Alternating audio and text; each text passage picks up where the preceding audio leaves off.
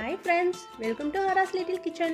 நாங்கள் நல்லா இருக்கோம், நீங்கள் நல்லா இருக்கீங்களா? இன்றைக்கி நம்ம பார்க்க போகிறது சுவையான வடகறி. வீடியோக்குள்ளே போகிறதுக்கு முன்னாடி நம்ம சேனலை சப்ஸ்கிரைப் பண்ணிக்கோங்க. ஒரு மிக்ஸி ஜாரில் ஊற வச்ச கடலை பருப்பை நல்லா கொரன்னு அரைச்சி எடுத்துக்கலாம். அரைச்சதை இட்லி பானையில் வச்சு ஒரு 10 நிமிஷம் வேக வச்சுக்கலாம். விசில் போட வேண்டாம்.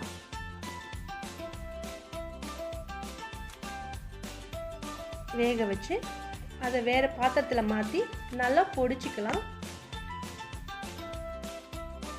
அடுத்து வானிலையில் எண்ணெய் ஊற்றி பட்டை லவங்கம் பிரிஞ்சி இலை சேர்த்துக்கலாம்.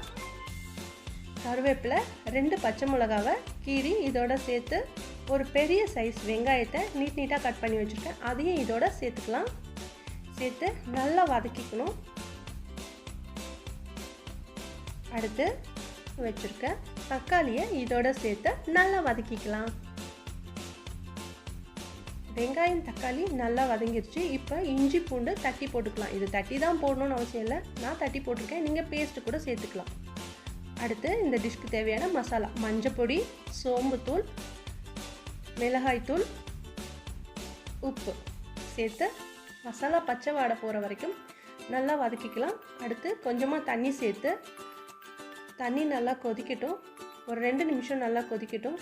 கொதித்ததும் நம்ம பொடிச்சு வச்சுருக்க கடலைப்பருப்பை இதோட சேர்த்து ஒரு 5 நிமிஷம் நல்லா கொதிக்க விட்டுடலாம்.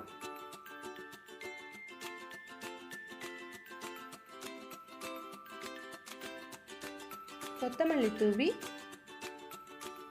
பரிமாறலாம். ஓகே ஃப்ரெண்ட்ஸ், இந்த டிஷ் உங்களுக்கு பிடிச்சிருந்தா லைக் பண்ணுங்கள், கமெண்ட் பண்ணுங்கள், ஷேர் பண்ணுங்கள். நம்ம சேனலை சப்ஸ்கிரைப் பண்ணிக்கோங்க.